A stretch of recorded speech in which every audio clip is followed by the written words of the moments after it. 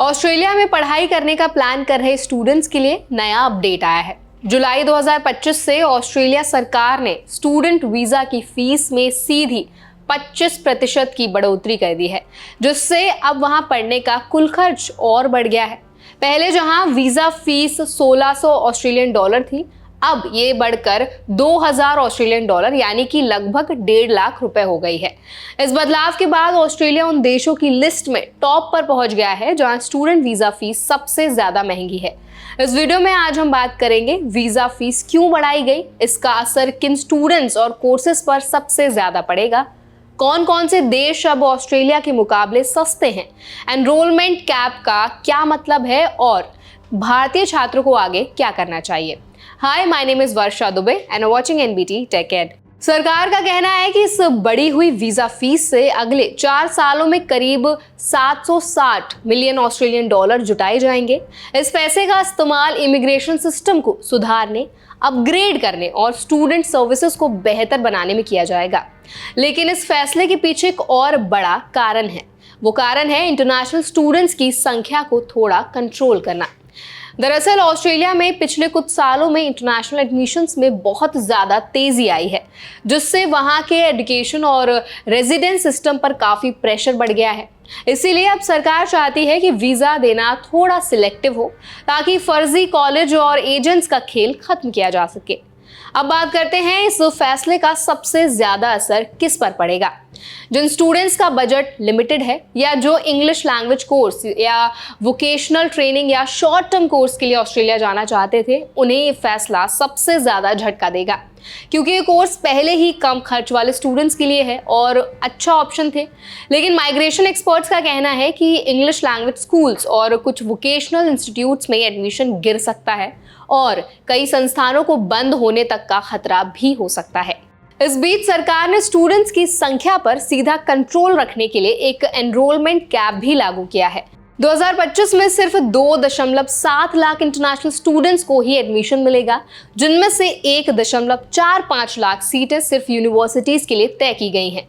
इससे साफ है कि अब वीजा पाना और मुश्किल हो जाएगा और कंपटीशन पहले से ज्यादा बढ़ेगा। अगर हम दूसरे देशों से तुलना करें तो ऑस्ट्रेलिया की वीजा फीस अब सबसे ज्यादा महंगी हो चुकी है।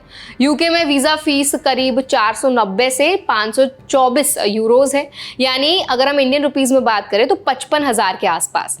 अमेरिका में F1 वीजा सिर्फ $185 यानी कि 15,000 के करीब में मिलता है।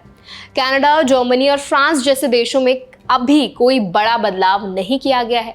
ऐसे में ऑस्ट्रेलिया के मुकाबले ये सभी देश अब सस्ते और अफोर्डेबल ऑप्शंस बन जाते हैं। तो ऐसे में भारतीय स्टूडेंट्स को क्या करना चाहिए? अगर आपने एडमिशन लेटर ले लिया है और वीज़ा अप्लाई करने वाले हैं तो बेहतर होगा कि जल्द से जल्द करें, प्रोसेस पूरा कर लें ताकि बढ़ी हुई फीस से बचा जा सके। इसके अलावा अपने पूरे खर्च को दोबारा प्लान बनाएं, जैसे कि ट्यूशन फीस, रहने का खर्च, ट्रैवल, हेल्थ इंश्योरेंस और अब बढ़ी हुई वीज़ा फीस भी शामिल करें। अगर आप शॉर्ट टर्म कोर्स या इंग्लिश ट्रेनिंग के लिए सोच रहे हैं तो कनाडा, यूके या यूरोप के देशों को भी आप ऑप्शन मान सकते हैं।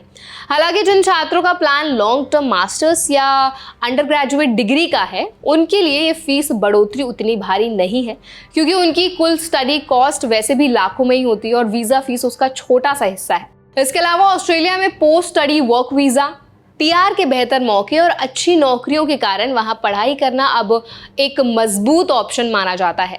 लेकिन ये भी समझना जरूरी है कि वीजा फीस बढ़ने के बाद स्टूडेंट से उम्मीद की जाएगी कि वे पढ़ाई में सीरियस रहें और कोर्स पूरा करें। सरकार अब उन स्टूडेंट्स को टारगेट कर रही है जो सिर्फ वीजा के लिए कोर्स ज्वाइन करते हैं और पढ़ाई में इंटरेस्ट नहीं लेते।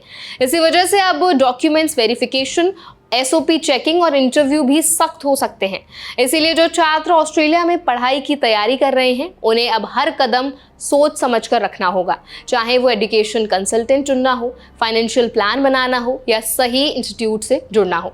साथ ही साथ जो स्टूडेंट फ्यूचर में पोस्ट स्टडी वर्क वीज़ा या PR पाना चाहते हैं, उन्हें ऐसे कोर्स चुनने चाहिए जिनकी डिमांड ऑस्ट्रेलिया में काफ़ी ज़्यादा है, जैसे कि health care, engineering, IT, education या सोशल वर्क। तो कुल मिलाकर ऑस्ट्रेलिया की वीजा फी बढ़ोतरी सिर्फ एक आर्थिक बदलाव नहीं है, ये एक सिग्नल है कि आने वाले समय में इंटरनेशनल स्टूडेंट्स के लिए और भी ज़्यादा टफ होने वाला है। जो स्टूडेंट्स पहले से रिसर्च कर रहे हैं, सही सलाह ले रहे हैं और अपने करियर को लेकर सीरियस हैं, क्लियर हैं, उनके लिए अब भी एक अच्छा मौका है।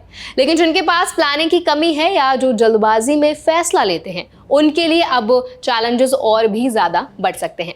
अगर आपको ये जानकारी मददगार लगी हो, वीडियो पसंद आया हो तो वीडियो को लाइक करें और ऐसे और भी वीडियोस देखने के लिए हमारा चैनल NBT Tech Ed को सब्सक्राइब करना ना भूलें।